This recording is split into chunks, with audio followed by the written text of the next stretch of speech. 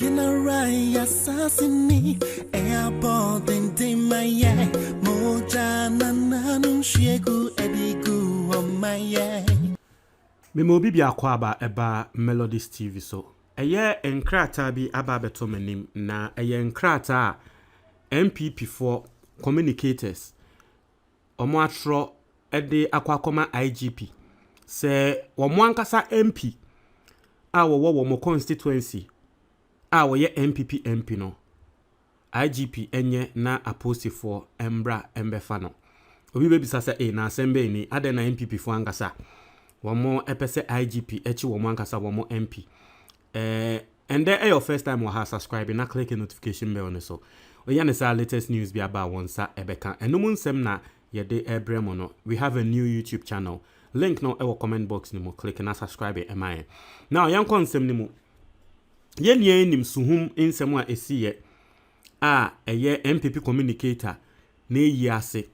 Allegedly MPP MP driver ekofa adade e de bo wo bitrim epan no. Eko reach na nipa kono ye de no akwakoto hospital ye kai sansem no ye be breaking news no e wa ha se etremo na ensem a aba from that angle and say e bedru baby na afei MP no wo deny ne driver no so near see we dwane.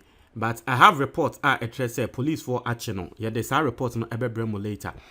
But you have right in front of you a statement issued by the communicators of that particular constituency suhum ho womo de nsem aba abonten a womo kire se MP no ade a wo ye no entwa yie na MP no nensa ebon wa ade ne ho bi ono na wo hye etwe nti MP no ade a wo se aposifo ebechi no nkrata we womo atro de akwa IGP yen read the nsem no na yemfa de ewom embremo se we the undersigned write with a heavy heart about the recent shameful and unfortunate incident that took place over the weekend, 28th of August 2021, in Suhum, at the funeral of one Openyi Kwame Buedu Atiamu, aka Papa Sunkwa, the father of Daniel Opare, a member of the Eastern Regional Grassroots Communicators.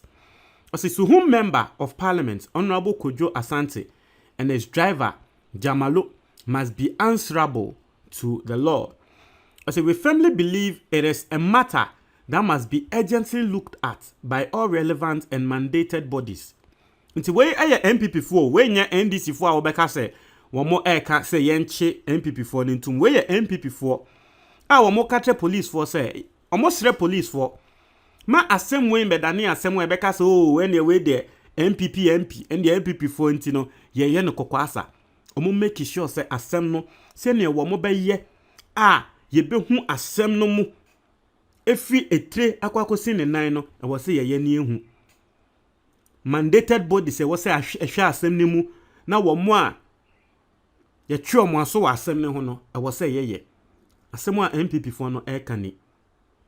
As we the members of the aforementioned group solely went to the funeral to commiserate with one of our own. Most of the members, including the gravely affected victim of the unfortunate incident, are not constituents of Suhum. Inti communicators na sema womo kan say, womo communicators ni mu ndie. Womo kweye na se womo kwa support womo ankasa. Womo adamfo wakase bi emo. Na ekwowie etire no, womo be praye. It was an incident allegedly MP no ne driver ekoye ye ho no eye womo a na Suhum ho kra womo mfiri ho na trese ahowo yakwa akopra ahowo ewe yie na ase nti asem no ahye omo yie ama edienim abre omo. Also the victim who suffered a slash on the forehead is a constituent of Lower West Axim Asamankese.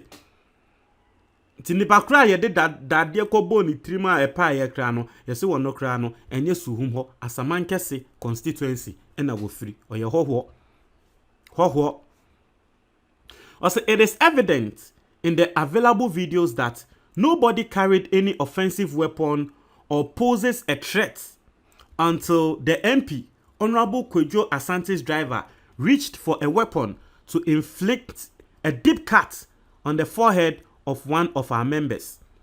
na ɔse video na ɛkɔ viral no wobɛhu wom sɛ ɔmo a wɔmo wɔ hɔ no wobia ankɔ sɛ wɔkɔko ntɔkwanti wobia amfa weapon bi ankɔ until sɛ video no wobɛhu ne sɛ MP ne driver no wɔkita dadeɛ na wɔde bobɔ nkrɔfoɔ ti sɛm a wɔka no ɔse he could have killed him just like that and the crane so ɔse nipa ko na nko betumi ewu saa kɛkɛ and it is indeed true because mako eyi ase na nipa de won nipa na okokun wo bebi eyi ase wo ye bebi ayeko na wa fata de bɔ nipa ko niti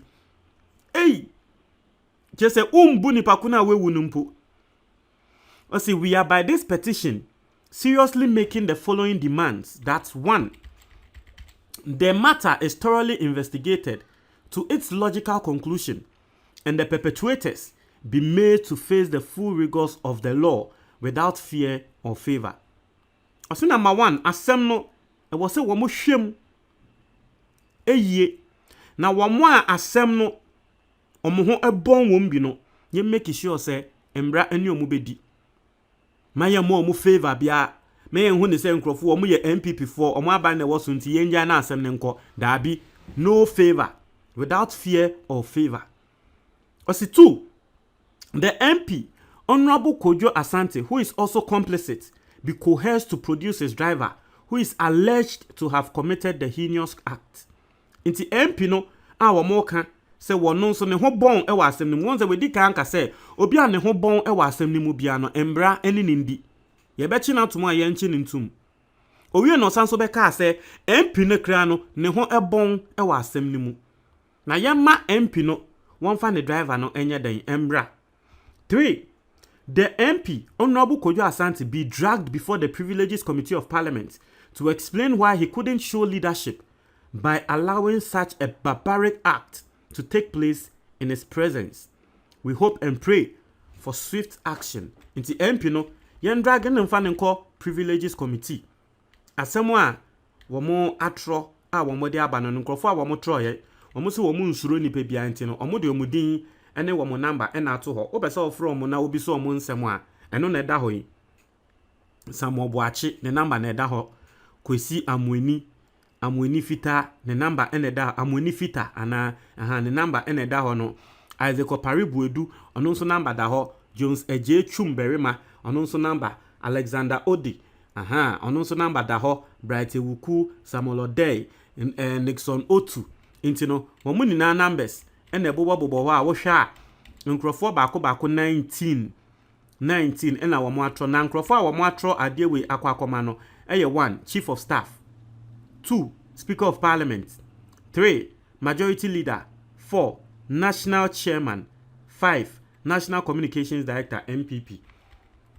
Intino adeomo no, but I thought say they were directing it to the IGP, but I'm not seeing the IGP being copied in this particular one. But the omo no womo atro asem no nkrofo a womo de asem na kwakosi womo enim no no nti no etiefo asem eda ho no. Now what I will say is say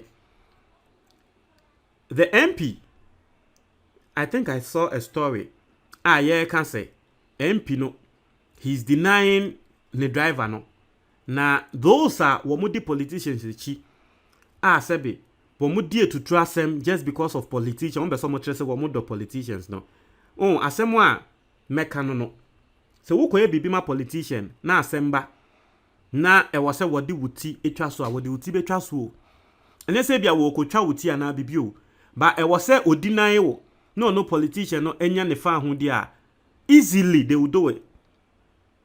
The politicians will easily do it. Inti mo mo say mo di politician bi echi ene wo yese na mo support no ene wa yese na mo support no. This is a big lesson to you guys. Mama mo ninda ho papa. Me de me meka no. This is a perfect example. Asemo aba obi aka we enye na aka na enye NDC for ena abeba we ka say NDC for ye mfi omo we ye omo an political party MPP. Na wo politician asebe wa wo constituency communicators eya ade we afa ho. count yourself out in the 2024 elections because on me tweet out obviously communicators akwa hu se wakọ ya de we yi ase better say onye ommekwa akotena ase na waka pataye bia wo ho na wapata omo immediately otherwise omo abema yetu efi ade so una wo ye MP ti de da ho no mo ntre mo adwon comment box ni mo tie for me da ase